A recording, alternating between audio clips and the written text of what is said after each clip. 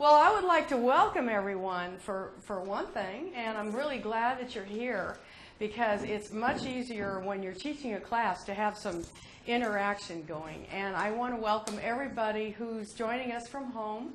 It's delightful to have you, and we've been working really hard to put this together. So I've already introduced myself to everybody here, so I think I know everybody's names. So if I forget, you can help me remember. How many people have read Tarot before, are involved with Tarot? So everybody here, that's amazing. I'm going to be using the Waite deck to compare.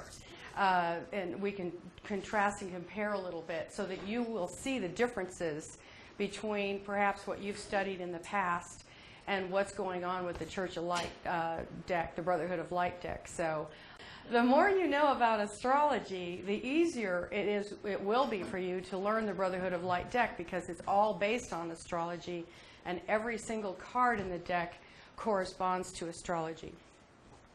So I'm going to begin by reading you a little story about how I got into tarot and what tarot means to me, just so that you get a little background. I don't know why I wrote this, but at some point I did, and I like to share it with you. It's interesting.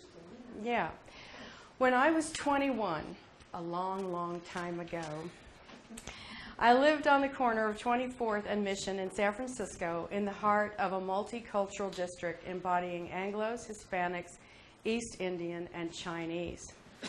Just a few doors down from me, there was a tiny storefront that on Saturdays and Sundays attracted scores of people who lined up around the block to gain entrance.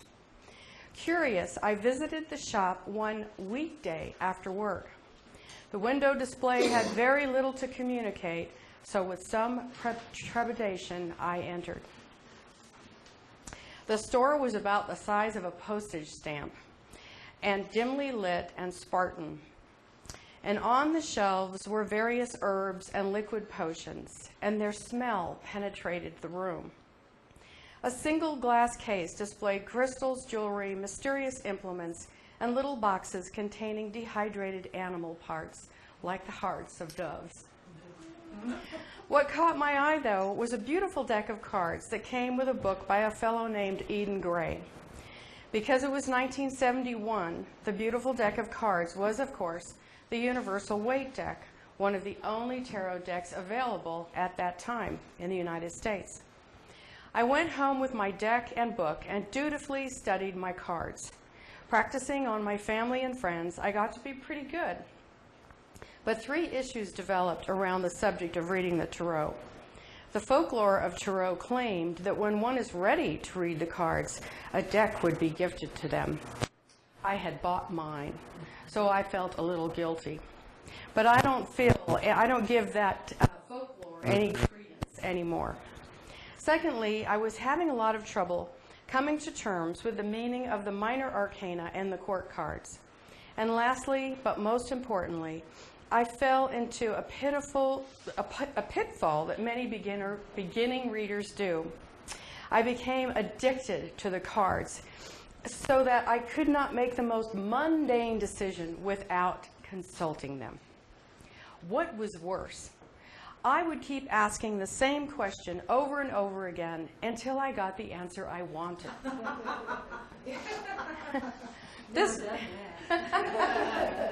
This went on for several years until one day, out of frustration with myself and a belief that I just hadn't lived long enough to understand the true meaning of the cards, I threw my beautiful deck into a dumpster in the back alley. I did. A couple of decades went by. I traveled the world, married and divorced twice, suffered the consequences of ridiculous behavior, and lived a life of hard work and long hours, struggling with unresolved angst around a psychic talent and a religion lost. In 1991, I came to Santa Fe, whereupon I met a woman who taught me the ways of intuitive application and who taught me to honor and believe in my intuitive talent. Then I met a man who opened my heart and my mind to all possibilities. The stories are too personal and lengthy to confide, But suffice it to say that it involved a dream that for a long while I did not understand. My second mentor told me, though, that someday I would understand the symbolism of my dream, and then one day he was gone. But before he left, he told me to read books written by Carl Jung. And when I did, images began to appear in my mind's eye. They were my old friends, the major arcana, that I had studied so many years before. It was just about that time that I attended a seminar of the American Tarot Association in Tucson, Arizona, with a brand new deck of cards. One, and only one of the speakers, I might add, blew me away with his presentation, particularly about his confession that he experienced confusion around the minor arcana. After his class was over, I approached him.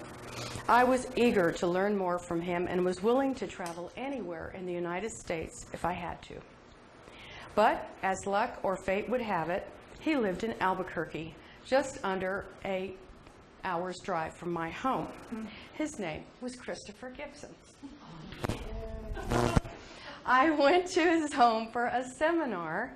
He explained the dream to me, and ultimately his church, which is now mine, moved from their headquarters in Los Angeles to Albuquerque, where I now teach. Life is such a mythology. To sum up, tarot has provided a gateway for me through which I've come to understand myself, where I've been introduced to many spiritual insights, and where I've learned to appreciate the wonder of the journey. Really, the divination part, although fascinating, is just icing on the cake. So that's my story. So,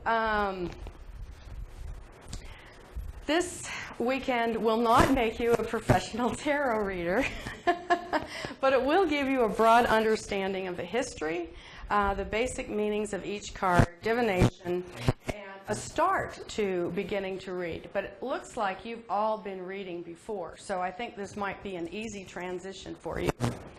And the books that the class is based upon is The Sacred Tarot by C.C. Zane, and Spiritual Astrology, and it does indeed say Spiritual Astrology, and The Secret Symbolism of the Tarot by Doris Chase Doan, and also Blending Astrology, Numerology, and Tarot, also by Doris Chase Doan. So those are the books that the class is based on. And it's also based on a lot of reading that I've done and a lot of correlations that I've made myself, which we all have the right to do. We all have the right to go out there and make our own connections with the tarot. So I want to talk to you about the handouts that you have. And everybody who's watching us from home, the handouts are all downloaded, available for downloading, and I suggest you just download them all.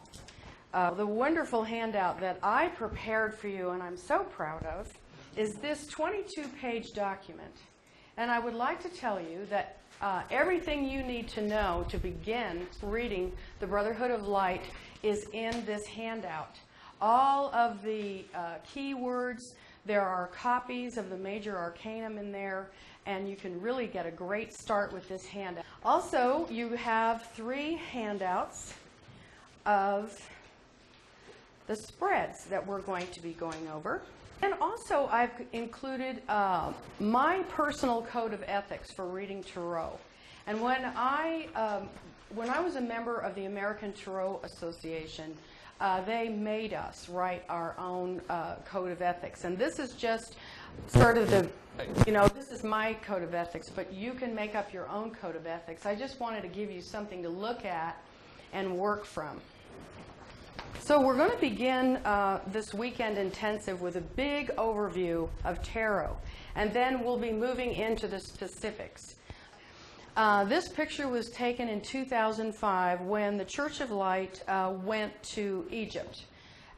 We went on a group tour together, and it was the best thing I've ever done. I've done a lot of world traveling, but I have to say Egypt was the most wonderful trip I've ever taken. We were there for 16 days, and as a spiritual group, we were allowed to do things that many tourists in Egypt are not allowed to do. One of them was we had the whole Great Pyramid to ourselves for 45 minutes.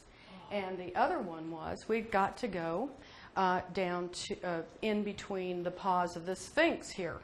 Most folks just get to stand way out behind a fence surrounding the big pit that the Sphinx happens to be in. Now, there's only a few people here you will recognize. That's Paul. And the pretty gal there with the fedora on in the back is Vicky. And that's me with the camera wrapped around my neck. And other folks that you might have seen at the convention is, what's that gal's name again, Vicky? Robbie. Robbie and her two daughters. Yeah, they sang at the last convention, these two gals. Yeah. I learned personally a lot about the Brotherhood of Light deck, I think, on that experience. I started really relating it to Egypt at that time. Let's begin with the oral history of Egyptian tarot. Now, how do you pronounce tarot? A lot of people ask me that. And you'll hear me say tarot and you'll hear me say tarot. It just depends on how it comes out of my mouth. And I've heard people say tarot. Do you read the tarot cards? No, but I read the tarot cards.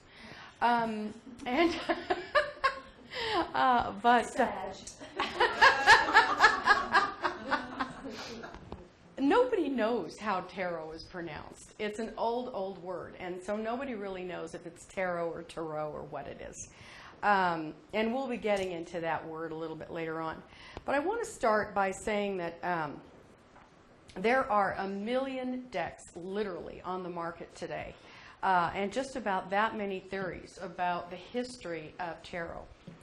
Oh, they originated in China or India, or the Gypsies taught us, or maybe they come from the escapades of the Knights Templar. Because this class is entitled Egyptian Tarot, I'm going to give you the oral history surrounding that tradition. And I say oral because there is not a paper trail to prove it. There's only legend and symbolism that has come down to us from some 4,000 years ago. Tarot itself is part of a larger body of knowledge called Hermeticism. What is Hermeticism, you ask, and rightly so. And I quote from Wikipedia because they do a pretty darn good job of describing what it is briefly. Hermeticism is a set of philosophical and religious beliefs based primarily upon the writings attributed to Hermes Trismegistus, who is put forth as a wise sage and Egyptian priest, and who is commonly seen as synonymous with the Egyptian god Thoth. And I pronounce it Thoth. Some people pronounce it Thoth. Either way, or Thoth. All of those pronunciations are just fine. These beliefs have influenced Western magic tradition. Well, here's a little addition to Wikipedia. These things, Hermeticism has influenced Western culture in many, many ways besides magic. It has influenced our literature, our art, our architecture, our landscape, and our science especially. The most common basic tenets of Hermeticism are: the universe is mental and held in the mind of all. Everything and everybody in the universe is part of the all. And how I like to think about this is that the all is like a big computer in the sky.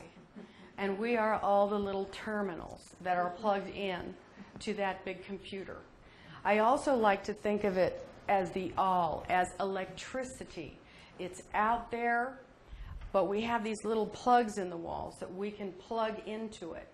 And that power can either hurt us by shocking us and killing us, or it can light up our lives, depending on how we use that energy. And that's how I like to think of it. The differences between the physical, astral, and spiritual are just simply vibrational. And I know that all of you here have studied the occult to understand that what that means is in the physical plane, our vibration is lower than the astral plane, and in the astral plane, our vibration is lower than the spiritual plane. So there's a great big difference between the quick, rapid vibration of the spiritual and the slow vibration of the physical. This slide is pretty self-explanatory, and I don't have any pictures, but I will be talking about the slides as we go along. By the way, you won't have to take too many notes because your packet that I gave you, the 22-page packet, really does outline. But I do suggest that you go along and read it while I'm talking. And there might be something that I say that you might want to write down, you know, some bit of profundity, I don't know. I'm not sure. Hermes Trismegistus, that is a mouthful. It means thrice great Hermes in Greek. And Hermes Trismegistus was a Greek Egyptian equivalent to the god Hermes and the Egyptian god Thoth. All three of them were what is called Gnostic revealers, those who communicate with the divine, those who guided souls in the afterlife and delivered wisdom, writing, astrology, alchemy, and magic. Spells to magically protect an object is the origin of the term hermetically sealed. And when you hermetically seal something, you protect it from the environment, right? So it doesn't degrade. Well, hermetically sealed in science means you protect it. Well, hermetically sealed in magic means that you protect yourself from the degrading influences of evil forces. The writings of Hermes Trismegistus are known as Hermetica, or the Hermetic tradition, and refers to astrology, the mother of occultism, alchemy, and magic. Tarot falls under the category of magic in the form of divination. Astrology and tarot are often referred to as the gold and silver keys. The sun corresponds to the golden key, and tarot, as the moon, is a reflection or a symbolic version of astrology. It is like a little book of images that reflects astrology. Some famous initiates of Hermeticism are Pythagoras, Plato, Sir Francis Bacon, Isaac Newton, Benjamin Franklin, Elvis Levi, and Aleister Crowley, just to name a very, very few. Some of the Hermetic tarot decks are the Thoth deck, the Golden Dawn deck, the Hermetic deck, the Ibis deck, the Knapp Hall deck, and the Brotherhood of Light deck, which I will be using in this class. The Universal Waite deck, by the way, is also Hermetic. It just does not present itself as such very clearly. Hermeticism is studied and practiced today in a myriad of orders and brotherhoods. The more familiar names are the Order of the Golden Dawn, the Masonic Order, the Rosicrucian Order, Science of Mind, which now calls itself the Center for Spiritual Living, and of course, the Church of Light. Are all these contained in the Wikipedia article? No, I finished Wikipedia a long time ago. that was just like, maybe 2 sentences. Forgive me for omitting the quote and unquote. I was looking for any of what you're saying in the notes. Oh, I see. Well, it's they should be in there. Maybe they're not. Okay. Now then, this is the symbol for the Masonic Order. This is the symbol for the Rosicrucian Order. This is Thoth here, and you can see he has an ibis head. Ibis was his animal spirit, if you will, and his beak is known for the writing part of what he did. Here we have Hermes Trismegistus with the sun and the moon, and he's holding a globe in his right hand. And as you can see, he's actually making the sign of as above, so below.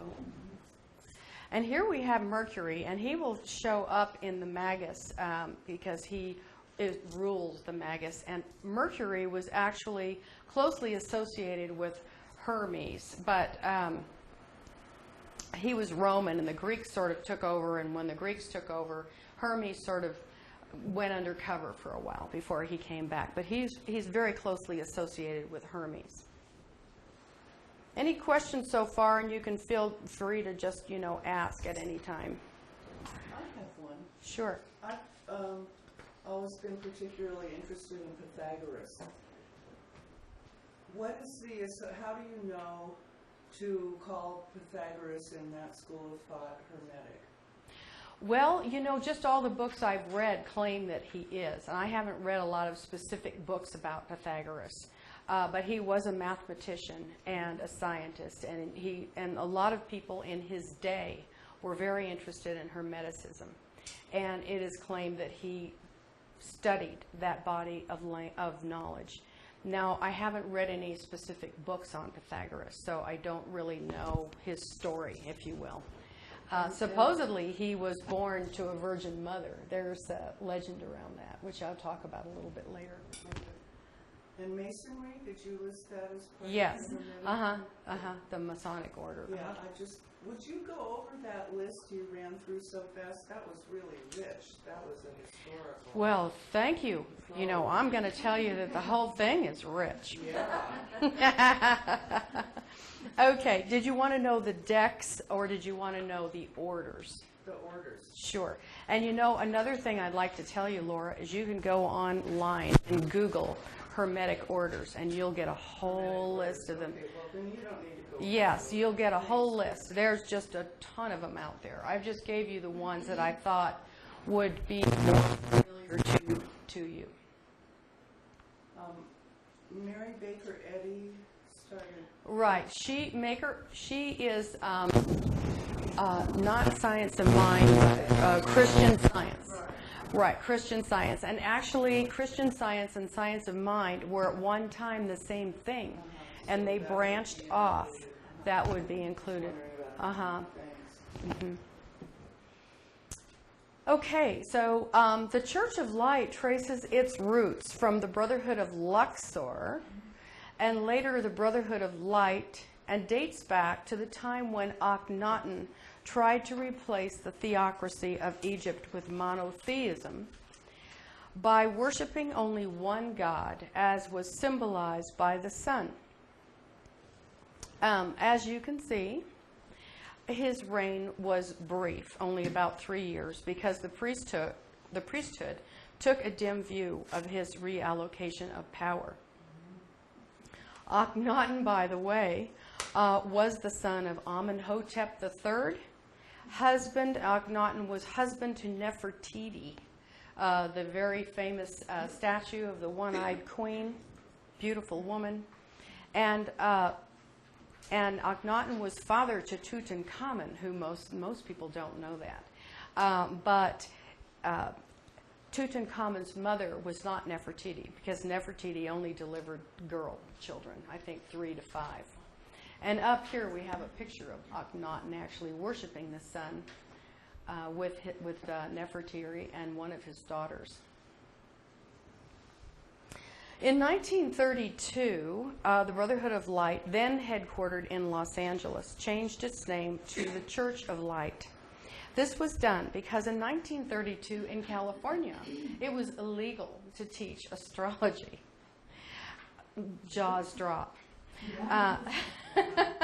So by becoming a church, it was able to continue to teach Hermetic traditions without threat of penalty. Yes, Janet. Astrology is still illegal to practice in many cities across the U.S. That's you right. Would literally be arrested and thrown in jail. That's right. America, that's true. Here in good old America. Yeah, the A-FAN. Unless you're a religion. Right. Unless you're A-FAN is an astrological organization that helps defend astrologers. And What's the name of that? A-FAN. AFAN, A-F-A-N. Okay, all right. They started out more as a political group against AFA, but they have certainly grown up since then. All right. They do some really, really good things, and they help astrologers who have in fact been arrested fight their case. Wonderful.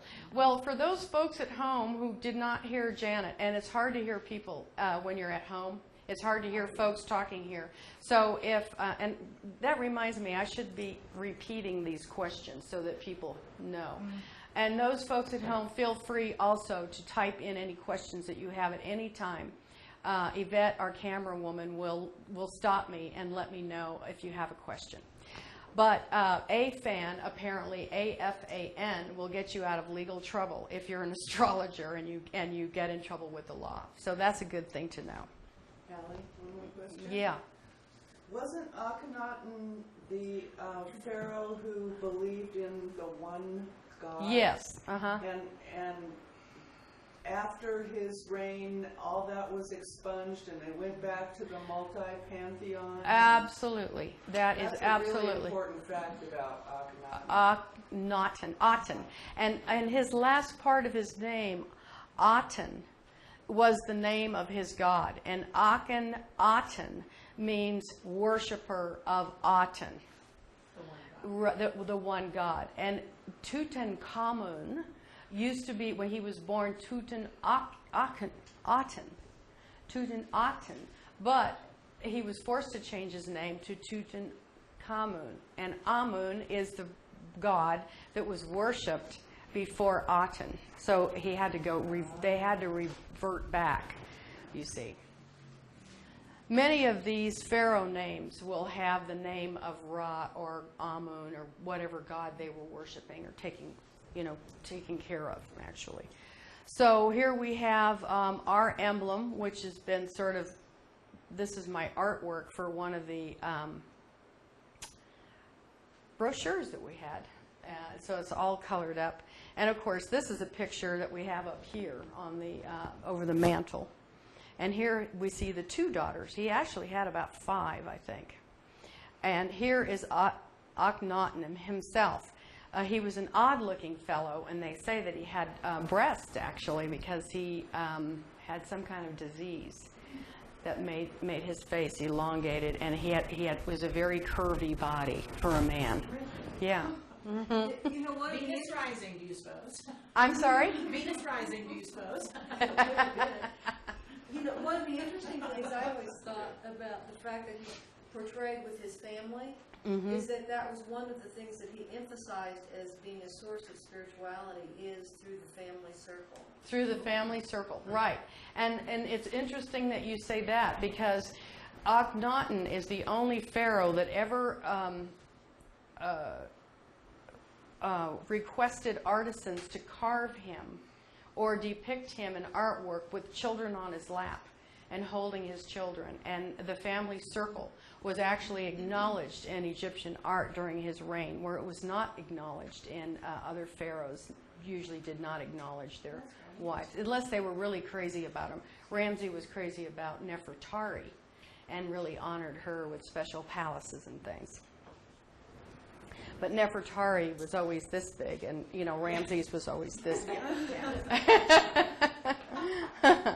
Okay, are we ready to move on? There we go. Oh, I'm pointing, and I'm sorry. I hope. Another thing about that symbol is that that's a Hermetic symbol in that it points to, it's a symbolic representation of as above, so below. Absolutely, and I'll be getting into that a little bit. The double trine. One pointing up, one pointing down. Right.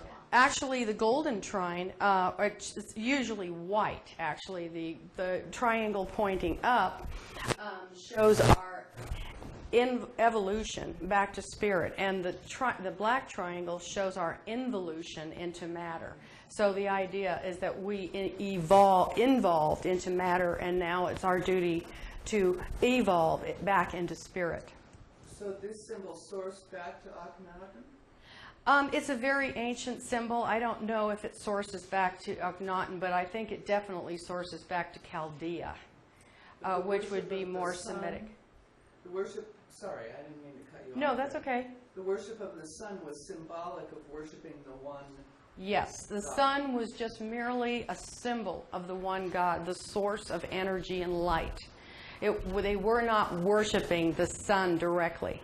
even though I think they gave a lot of credence to the energy that the sun brought to them. I mean, they understood. Huh? And we do too. Well, and we know that, you know, hey, without the sun, we're goners. Okay, so. So you were saying Chaldean? Yes, it probably goes back more to, and I don't know that. I'm just guessing. I'm just guessing. That's what tradition says. That it goes back to ancient Chaldea. And Chaldea is where Abraham lived. He came from that culture. And Abraham, of course, was the father of Judaism and Christianity and Islam. So it probably dates somewhere in that back that far. And we're just talking about the two triangles. The two triangles, right. And a lot of people, you know, I wear mine on my neck, and a lot of people would say, oh, are you Jewish? And I have to explain to them, well, no, I'm not Jewish, but this symbol is older than Judaism. Right. Okay, let's move on. I love these questions, by the way, ladies. Keep them coming.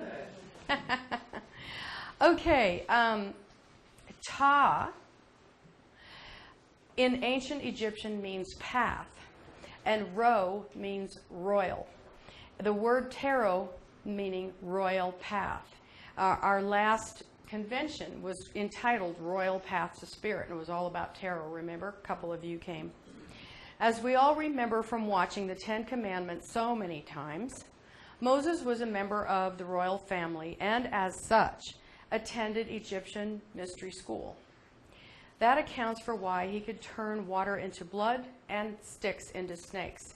In Exodus, the priests of the mystery school demonstrated their skills as well in the form of a contest before Pharaoh. We all remember that in the movie, right? We just saw the movie. I watch it every Easter time, so it was just on a couple of weeks ago. It is legend that initiations into the mystery school were conducted at the Great Pyramid, and afterwards the neophyte was led blindfolded into the subterranean chambers of the Sphinx to receive the admonitions. These were the spiritual lessons required to travel the royal path back to spirit, and they were illustrated as images in bas reliefs on the walls. These images would come down to us as the major arcana of the tarot. When Moses left Egypt for the Promised Land, he took with him replicas of these bas reliefs, which were eventually veiled within the Kabbalah. Because the Jews were persecuted by the Romans and then the Spanish during the Inquisition, they fled the Middle East into the Mediterranean and as far east as Russia and as far west as New Mexico, which is a very interesting story that I'll talk about in a minute. They took with them the secrets of the Kabbalah and kept them hidden throughout the Dark Ages into the Renaissance. Any questions about that? I'd like to talk a little bit about it. First of all, I'd like to point out that this is not the Great Pyramid. It is the second largest pyramid on the Giza Plateau. The Great Pyramid is the one that has the flat top and the little wire sticking out on the top. But this just so happens to be the picture that I took, and it was the only one where I could get the Sphinx and a pyramid together. Well, I'd like to clear that up in case anybody's looking at the slide saying, wait a minute, I don't think that's the Great Pyramid. So the initiations took place, according to our tradition, in the pyramid. And then the neophyte was brought blindfolded to the Sphinx. And there's quite a little walking distance between those two. And they say there might even be tunnels that connect the two of them together. There's a lot of tunnels on the Giza Plateau. Now, there's no archaeological evidence, well, I should say there's no clear-cut archaeological evidence for a chamber below the Sphinx. However, sonar does tell us that there are cavities under there. And, of course, we're not allowed to drill or do anything on the plateau because the Egyptians get real touchy about that. And you know what? They have the right to be, I suppose. This map shows us that the Jews traveled, how they traveled. They traveled in this direction. They traveled into the Mediterranean and European area, and they traveled all the way across to here to New Mexico, which was the hinterland of the Spanish Empire at the time. This was as far as you can get away from Spain. And we did have, of course, bureaucrats here that still kept a close eye on what you did. So the Jews that came here went underground with their religion. And what they did was they practiced their faith in private in their homes. And then in public, they would go to Catholic churches. And the Native Americans did the same thing. And to this day, the Native Americans have two faiths. They have the one that they practice in their villages, and they have the one that they practice in public. And the Jewish people, over time, forgot that they were Jewish. And they are called conversos. And they practice Catholicism, even though their ancestry is Jewish. But they don't remember their ancestry because it was so many hundreds of years ago.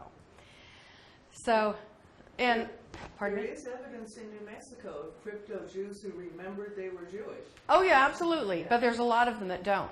And if you go around in some of the folklore museums, or the folk museums, you'll see artwork that shows symbolism from Christianity and Judaism. And you'll see like a family sitting around the table practicing Passover with a Christmas tree or something in the room, you know. So yeah, it's a very unusual little mix of things. And interestingly enough, last week or maybe 2 weeks ago, there was on the news that they were finding that women in northern New Mexico were more apt to develop breast cancer. So they went up there to investigate and test these women, and they found that they all came from a Jewish community in Europe. That they all had that sort of history in their background. They had that in their genes. So we have a newcomer to class. Hello. Good morning. Good morning. What is your name? McCray. McCray? Yes. Okay. Well, nice to have you, McCray. Welcome. Okay. Any questions about this one?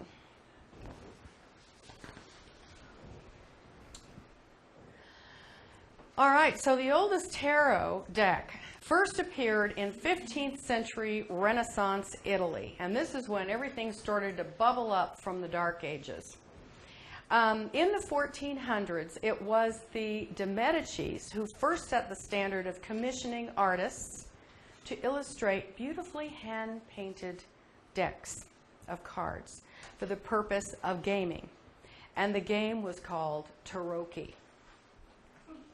It was a game of trumps versus pips, much like our pinochle or bridge today, and was played amongst the high courts for pure entertainment or gambling. It is said that the most threatening cards of the deck, the Death card, the Devil, and the Tower, were removed from the decks that were played by the ladies of the court so as not to offend their sensibilities. The Visconti deck. They'll get you anyway. I'm sorry? They'll get you anyway. Of course they will. The Visconti Sforza deck, created in 1450 or shortly thereafter, is one of the earliest and most complete decks available to historians to date. With the advent of the printing press, the Marseille deck was the first available to the general public. And let's see here. This is the Visconti Sforza deck, or examples of it. And this is the Marseille deck. Now we have replicas of both of these decks in the bookstore. They're historic decks. They're wonderful decks. This is an example, of course, of our playing cards, and I'd like to make clear that playing cards preceded tarot cards. Really? Yeah. They preceded? That's what Christopher told me. I thought it was the other way around, but he told me that that playing cards preceded tarot cards. I thought he said that was a theory. You know, I looked it up and I couldn't find anything anywhere about what came first really the chicken or the egg. But you know what? But you know, I do know this. I know that the Joker in our playing cards is an old trump card. It's the old fool. Right. And all the rest of the major arcanum, of course, are gone. And the horsemen aren't there. So it does seem like that might point to the fact that the trumps were removed and they left the Joker in as an artifact.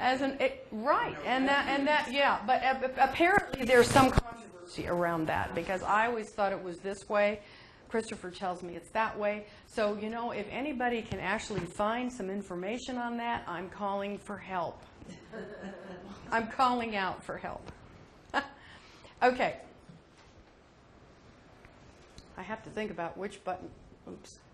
I have to think about which button I'm pushing.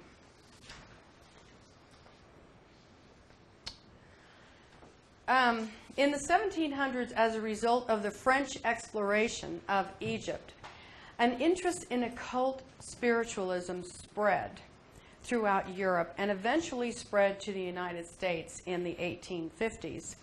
It was during this period that a number of prominent scholars of the occult became fascinated by the tarot and recognized that the images on the cards were more powerful than a simple card game would suggest. They connected the cards to Egyptian mysteries, Hermetic philosophy, the Kabbalah, alchemy, astrology, and other mystical systems culminating in the form of divination that had not existed before. In 1909, William Rider and Son of London published the Rider-Waite deck, designed by Arthur Edward Waite and illustrated by Pamela Coleman Smith. And there they are, Mr. Waite and Miss Smith. Prior to that, no pictures were used to illustrate the minors. They had spots on them, just like our playing cards do. And that's why we have an older deck that goes back before the Rider-Waite deck. So our minors have spots on them. They do not have pictures. Is that where the word pips comes from? Yes, pips.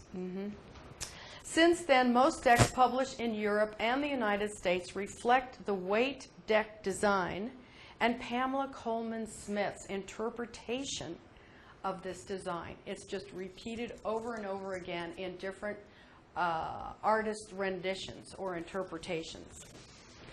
The Brotherhood of Light deck was originally created by a woman named Gloria Beresford in 1936.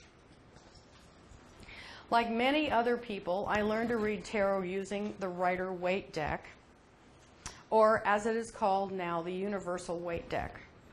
I will call it the Waite deck and the default deck, because I think it is the default deck. Most people understand it if they have studied tarot at all. And I will use the Waite deck to compare the Brotherhood of Light deck to throughout this course, because so many people are familiar with it. I will also use a third deck to make comparisons, and that will vary according to my fancy, because there are so many decks out there. I want you to see the broad variety of decks that are available. Mr. Waite and Pamela Coleman Smith were members of the Golden Dawn, and that's how we know it is a Hermetic deck. And these are all of the minor arcanum of the Universal Waite deck. Any questions about this? Okay. I have to do this. Is there any indication of where this imagery came from? You know, it came from Mr. Waite, or Mr. Waite's. His name is Arthur. Oh my gosh, excuse me. Hold on a second here. It came from Mr. Waite's interpretation of the cards. And he said, look, the two of them got together and they talked about the interpretation of the minor arcanum. And then Pamela Coleman Smith came up with her artist rendition of what that interpretation would be. So I think the two of them came up together with an idea of what the minors meant, and then they tried to encapsulate that in a picture. So they had, but there was something handed down to them that had a description? Yes, I suppose so. And Or you is know, that just oral tradition? I think that's just oral tradition. You know, the same oral tradition probably that we have. Yes. I think I read something about Pamela Coleman Smith was Yeah. part of one of those orders. I don't know. The Golden Dawn. Yeah. Yeah. So if you study that, then that Yeah. kind of comes from it. Yeah, it's all Hermetic tradition. So it was just her impression or her interpretation of the Hermetic tradition as it related probably to the majors. But I could never get them to correlate with the majors. That was my big problem with the Universal Waite deck. This will all become absolutely crystal clear as we go on. Yes, Mercury. I have a question about Ms. Smith. Yes. So, she was from Europe? No. Yes, they were. They were both from Europe. Uh-huh. Okay. The reason why I asked that is because I suppose that there was more freedom for women there in Europe than there was here in the United States. Am I correct? I don't know about that. Oh. No, I have no idea about that. The reason why I was wondering because if she was allowed to do this and not have to be subjected to being in the house and taking care of household. I don't know about that, honestly. It would be interesting. It would be interesting to read her story, but because you know, Pamela Coleman Smith probably never knew when she created this design that she would be this very famous artist for a very long, long time, and that her work would actually be copied and reinterpreted in many, many different ways.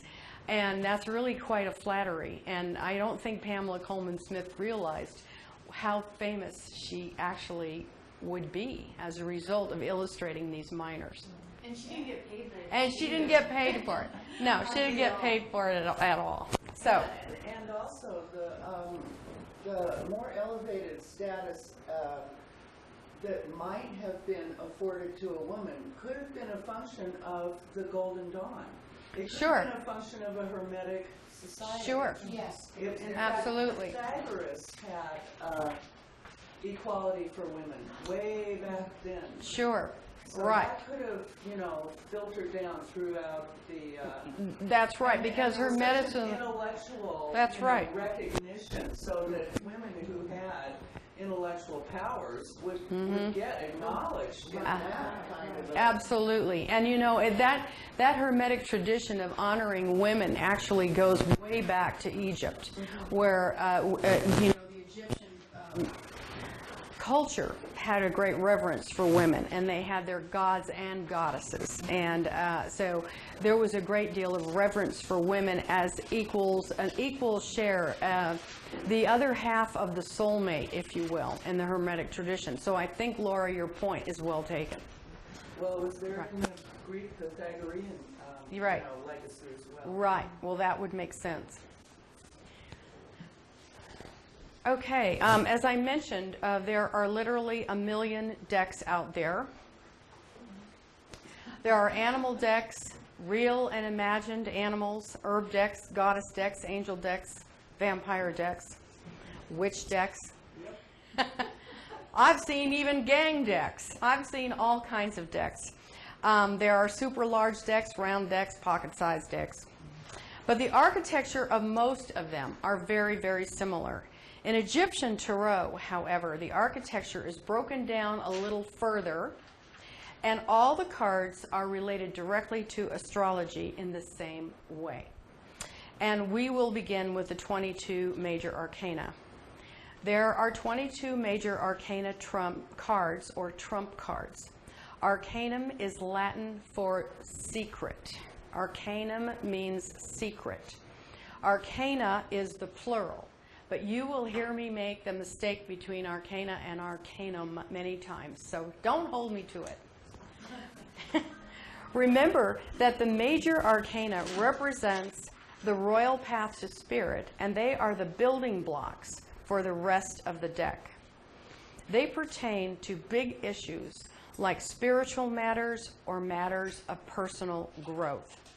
They are read as turning points, benchmarks, powerful energies, or problem-solving processes moving through the querent's life.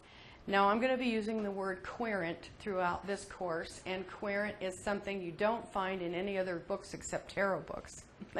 But it means the person, and astrology books, yeah, that means the person asking the question, and it stems from the word query, which means question. Actually, with horary astrology, which is to answer a question, chart cast to answer a question, they use the word querent. Querent a lot. And maybe you can tell me how to spell it during the break. I'm never sure. And no, I always spell it Querent, but I don't know. Is that it? Yay! I was right. See, well, I know, and I vacillate between ANT and ENT, but I'm thinking it's ENT now. Okay. They can also be read as beginnings, endings, and changes, because guess what? People don't like beginnings and endings and changes. They bother them. Beginning, ending, and changes bothers people, and so these big energies come in and sort of disrupt their lives, and they show up a lot during those periods in a person's life. In Egyptian Tarot, the 22 major arcana correspond to the 10 planets and 12 signs. 10 and 12 make 22. And they are all clearly marked. Now, the reason why I put this card up here is I just wanted to show you what the old decks look like. And they were black and white, and this is probably the original design, wouldn't you say? No, actually, that was about 1980. That was 1980. So prior to that, there was no imagery on it. It was just a white box with black letters on it. Really? Yeah. Wow. Well, Vicki, our designer, has made a beautiful deck for us, and it's in color now, and it's absolutely fabulous, and it has so many wonderful things and so many secret symbolisms to show us. I even learned about one last night that I hadn't even heard about. We were talking about over dinner. So I'm going to be looking for those colors throughout the day. Okay, so we're going to get moving with the major arcanum here. Another way to look at the major arcana is a roadmap of the hero's journey, or what's called the fool's journey. Here is a slide of how the majors are generally laid out. In this case, I'm using the Waite deck just for the sake of convenience, because I could Google the image and I wouldn't have to lay out all of our cards and stand on a ladder and take a picture and put it in Photoshop and all that. So I said, heck, I'm just going to use the Waite. And if you're reading tarot instruction books, you'll see the major arcanum laid out like this. The Fool is always on the top, and he's number 0, and then you have 3 rows of 7. The top row generally is assigned to the physical plane, the middle row is assigned to the astral plane, and the last row is assigned to the spiritual plane. And I have a great deal to say about that throughout my interpretation of the cards. And the hero's journey goes something like this. The hero is happy and living with his family and a wonderful environment, and everything is wonderful. And then a catastrophe happens, a big something awful, a flood or war or something that takes the hero away from his family, and he's separated and he's lost, and he needs to find his way home. And he goes through one struggle after another, makes one mistake after another, and has one confrontation or obstacle in his way throughout his story, until finally he's so worn out and at the end of his rope when some magic person comes and gives him advice. And that magic person helps the hero get back to his family, and when he gets back to his family, he's a better character than he was before, because he's learned a great deal about himself. This is the backbone story of all of our classic literature, folk tales and story tales. This is the story of Hansel and Gretel. This is the story of Dorothy and the Wizard of Oz. This is the story of Nemo. This is the story of Luke Skywalker. They're all the same if you break them down into this hero's journey. We have all experienced our own hero's journey, and that's why these stories are so fascinating to us, because they are archetypal and we can relate to them. unfortunately, we go through our hero's journey over and over again. And that, yeah. The magical person is, in my understanding, adjunctive, help, but not the reason for the salvation. It's the personal growth and character test. Absolutely. That the person passes. That's absolutely right. That's right. Laura makes the point that it's not the magical person that brings the hero home again and increases his vibratory rate or enhances his character. The magic person just guides the hero and points him in the right direction, and it's still up to the hero to do all the work, to do all the work to get there. Exactly right. Deliverance has to come from within. Always has to come within. Always has to come from within. So the point of our hero's journey is that we as humans make this journey over and over again, and that's the point. When we're done, we start over again, but we start from ideally a higher consciousness of where we've been and where we're going now, with more consciousness, and we've assimilated the information we've learned so that we can move forward in more enlightened directions. The Fool is numbered, usually 0, and is placed at the top of this layout here. But in the Brotherhood of Light deck, the materialist spiritualist, which is what we call the Fool, is numbered 0, and it's numbered 22. So, and he's placed at the end of the layout. So there's one difference right there. Doesn't really matter, actually, because the point is that the Fool and the materialist spiritualist makes that link between the ending and the beginning of this cycle. He is the buckle in the belt, if you will. He completes the loop in both the traditional system and the Hermetic system of reading tarot, and the hero's journey repeating itself. The major arcana is so old that their meanings are fairly universal throughout most decks. So if you're here trying to gain more insight into the deck that you read, this class will still help you. This class will help you no matter really what deck you're reading. The main difference is that in Egyptian tarot, the major arcana are very specifically related to the 10 planets and 12 signs. And in many of the tarot decks, they are not. Some of them are related, some of them aren't, and you'll find vast discrepancies between one deck and the other. We believe, of course, that our astrological correspondences are correct. But of course, they may not be. So, so that's our story, and we're sticking to it. Now, the minor arcana means little secrets. These cards represent the more mundane issues of life, like paying the bills, work, relationships, or minor illnesses. Of course, some of these mundane issues can become very big issues too, but most of the time when we see minors in a spread, we read them with less significance than the majors that we see in a spread, because they are more mundane or earthly. There are 4 differences between the traditional system and the Egyptian system when it comes to the minors.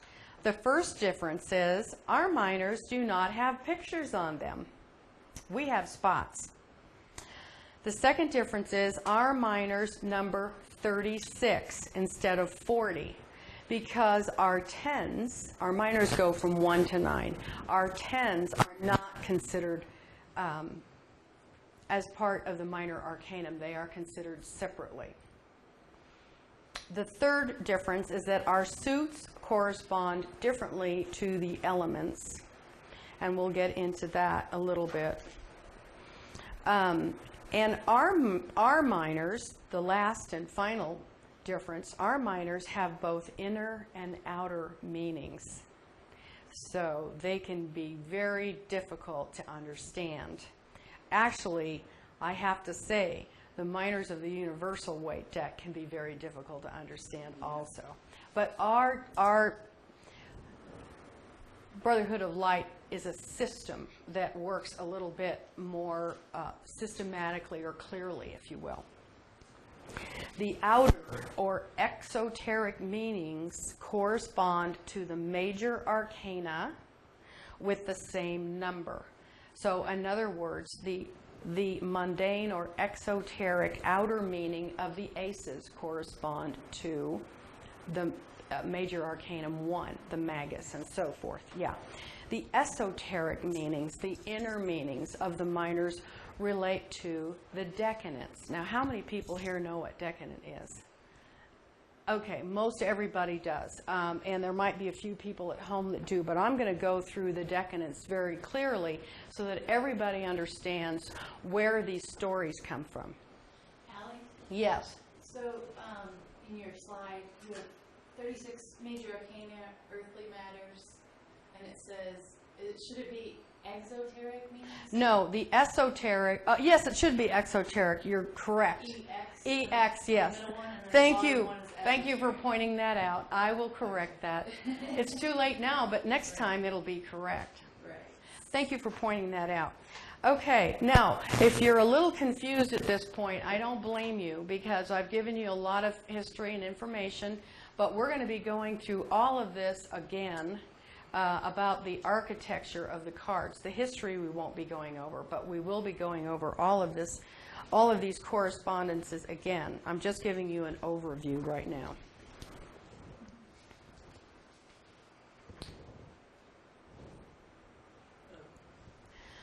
Okay, the tens. The 4 tens, remember I told you earlier they are not considered part of the minor arcana. The 4 tens correspond to the 4 seasons and change. The 12 court cards are the personalities of Tarot, and they correspond to the 12 signs of the zodiac. And I want to tell you, for astrologers, this is great. Because one of the really difficult problems I had with the Waite deck was that you could not tell what was going on with any of these people in the cards. I could never understand it. Now all I have to do is look in the glyph at the upper right-hand corner, and it'll tell me what kind of personality this person is and whether they're male or female. So this is a real advantage to the Brotherhood of Light system of reading tarot. The 4 horsemen look like people, read like thoughts. Okay? Yeah, they look like people, but they read like thoughts. So again, in the traditional way of reading tarot, the horsemen are all lumped in with the court cards. In our system, they are not. They are read separately. And they correspond to the 4 elements: fire, air, water, and earth. Can I Now, ask a question sure. about the previous point? When you look at a court card in the upper right-hand corner, you're looking at the glyph. How do you tell its sex as well as its sign? Well, we're going to get into that. If they're right side up, they are the sex they appear to be. Oh, So okay. if kings are men, but if they're reversed, they become women. They get a sex change. But we'll be getting into that later. I want to point something out very interesting that I learned while doing the while researching for this class. And I'll probably mention this again at some point. But many people say, gee, the 4 horsemen, why do they relate to why horsemen? Why do they relate to our thoughts? Well, because in ancient times, horses were the fastest thing on the planet. And so they related the speed of our thoughts, our lightning thoughts, to horses that carry us, that move fast. And also when we ride on horses, we get carried far, far away. And certainly we get carried far, far away sometimes by our own thoughts, don't we? We call it future tripping, or, you know, living in the past, or, you know, that sort of thing. And the other interesting thing, I grew up with horses, and so Sure. horses, thoughts can be subject to habit, Yes. and horses are the same way. And you know, if you do not exercise, you have to be in control of your horse all the time. Oh. So that horse will be in control of you. I hope that those of you heard this at home. Yeah. I hope that you all heard this at home. Vicki made a wonderful point, and I'm going to repeat it. Vicki said she grew up around horses and said that they are animals of habit, just like we have habits in our own mind of the way we think. And that if we don't, and if the horses don't stay within their habits, they get very uncomfortable, for one thing. And then secondly, you have to control your horse. You have to control your horse, or the horse is going to control you. Exactly. Right. And it's an interesting balance too, because it's a rapport. It's not, you know, you don't want to stick control kind of. You're right. Rapport. You want to have just a nice little Right. balance. You want to I'm the boss. I'm the boss. You know, I'm the boss. right. I'm the boss. I'm the boss. Yeah, wonderful. And another really interesting fact about horses that I learned once at an art exhibition on horses was that they are the only animal that's ever been domesticated to the point that they will not only follow but participate in leading men into war. Wow. They'll run with men into their own death. If that doesn't correlate to the mind and thoughts, boy. Yeah. But you know, dogs will do that too. Yeah. They will put their way and they will put themselves in peril. In peril. Yeah, But yeah. think of the ancient cavalries where they Yeah. just charged at Yeah, each they other charged. in lines of horses. Exactly. Horsemen. You know, and know, speaking so of big. cavalries, Laura, I've got a great bit of news for you. The Romans considered Castor and Pollux, the Gemini twins. They considered Castor and Pollux the patron gods of horses, believe it or not, and of the Roman social order of mounted knights called Equitus. And I thought to myself, well, you know, Gemini twins, they don't have anything to do with horses. Well, yeah, they do, because originally the twins sat on a horse, or they were with horses. Yes, yes, yes, yes. Ancient symbol of Gemini. And Sagittarius, half man and half horse, is actually opposite on the birth chart, if you will. And the Sagittarian represents more of the philosophical ideas, and the Gemini represents more of the daily thoughts that we have every day. So it's really interesting how this horse thing comes up a lot in the minor arcanums. Once you get into them, you start realizing that all of these stories about thinking and thoughts and using your head are all about horses. Yes, McCray. So would the glyph for Sagittarius and Gemini, would they have or for the one for Sagittarius, would they have the glyph at the top of the card with the Brotherhood of Light deck? Mm-hmm. Yeah, you'll see that come up. See like the card behind her? See the Taurus symbol on the See the right? Taurus symbol on the right. And we'll get through all of that when we start looking at the majors.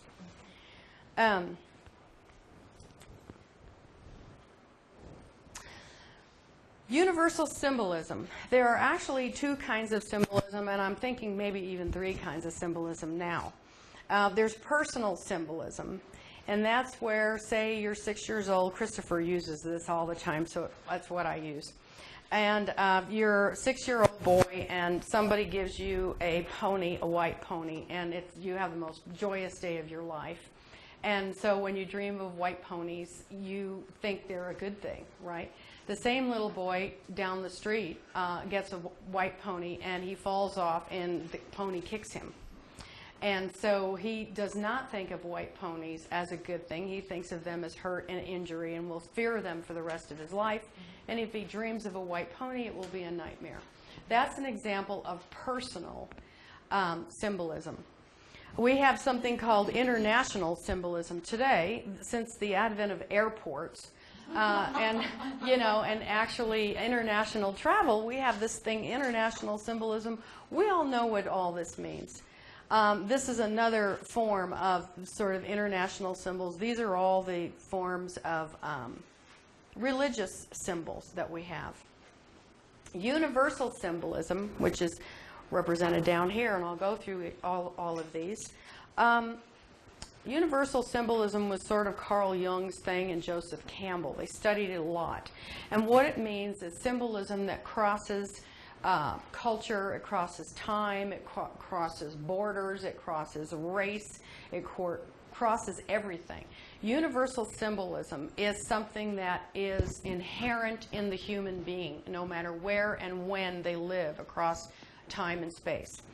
And there are 4 symbols that are used throughout tarot, and they are the circle, which represents spirit, it represents wholeness, it represents infinity, it represents the absolute, if you will. Yes. You could add the spiral. And the spiral as well. The spiral is definitely part of that. And you'll actually see the spiral. I have Native American decks that will show this type of thing. The square is earthly matter. When we have 4 lines together, it forms a room. And there are many other 4s that form matter. And the cross is very similar to the square. It's actually the same symbol, if you will, except it's got holes in here. But the cross symbolizes obstacles. We have something going in one direction and something going the other way. So it's the duality of reality, really. It's our obstacles that we find in matter. And a choice of paths. And a choice of paths, absolutely. Absolutely. And the last 2, of course, are our inverted triangles, and we talked about this a little bit earlier, where the triangle pointing upward focuses more on the spiritual, and the triangle pointing downward focuses more on the material. And it is also the material is a symbol that recognizes our involution into matter, and the triangle pointing up symbolizes our evolution back into spirit. That's why we have those crossing trines. I'm only looking at the clock because I have to pee so bad. Oh, you do? I don't want to miss a thing. Well, we're going to have a break in 10 minutes. No. Can you hold? I could wait. Oh, dear. Well, I'm gonna try to keep us on schedule if you can manage. If you miss anything, I'll fill you in. Okay. Okay. Let's see here. Oh my gosh, boy, those things go so fast, don't they? I want to talk a little bit about the format of the major arcana cards before we actually get into them. You will notice in the upper right-hand corner that there will always be a glyph, and this you will recognize as the glyph for Mercury. Mercury is the ruler of this card. Mercury is the ruler of the Magus.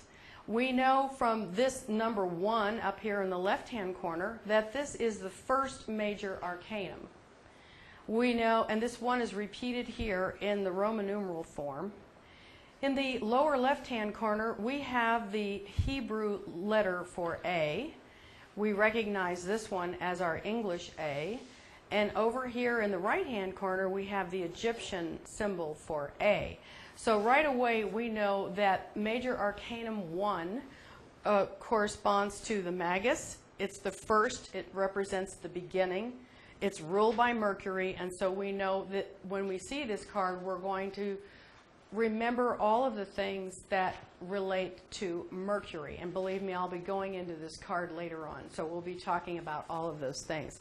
I just wanted you to see the general format. Vicki, when she designed the cards in color, also gave us the color correspondence for Mercury, which in this case is sort of a light purple. Now, pardon me? Violent. violet, excuse me. It's not purple, it's violet. I should know that as an artist, right? You're wearing it. And I'm wearing it. And not only that, I'm wearing it.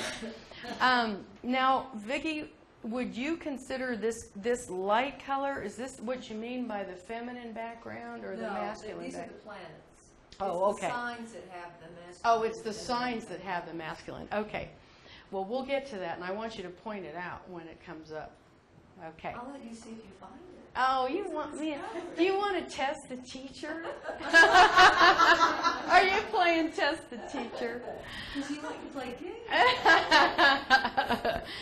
Okay, so you know what? There are many correspondences to each one of these major arcana. They've got colors, they've got gems, they've got tones, they've got remedies, they've got this, that, and the other thing. And there's references. Yes, Janet? So it's all spokes leading to the hub. So if you really vibrate with colors, then Yeah. you can use the color to get the image. Exactly. Or gem, or tone, or... Right. It is. Right, and these are the way, and Janet's making a point that, you know, it's like a hub, and we use all of these different correspondences in our lives if we really want to draw an energy in. We just surround ourselves with whatever correspondences, and you know what these correspondences are? They are the same vibration. They are the same vibration as, so, you know, and you know, an interesting way that someone proved that was Caruso. I'm remembering how he stood at one end of a restaurant, and he, by filling water in a glass and rubbing your hand around the water, he found the perfect G in this glass. And he had someone across the room hold that glass, and then he sang the perfect G, and that glass broke. And that is how the vibrations work. They actually correspond. They vibrate with each other.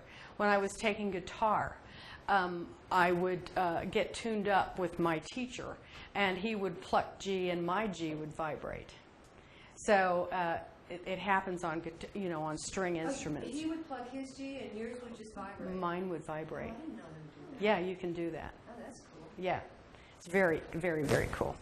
But it wouldn't do that if you weren't in tune. No, it If would your not. G- If your G was not in tune, My your G it wouldn't vibrate. It has to be just perfect. Because it wouldn't be a G if it's not reciprocal. That's exactly. It would not be a G. It would be something else. I would like to point out that our Pretend Sacred Tarot book is where we find all of these correspondences. That's why one of the very, very many reasons why this book is so powerful. And over the break, I'll replace that book with the real thing. Okay, well, Laura.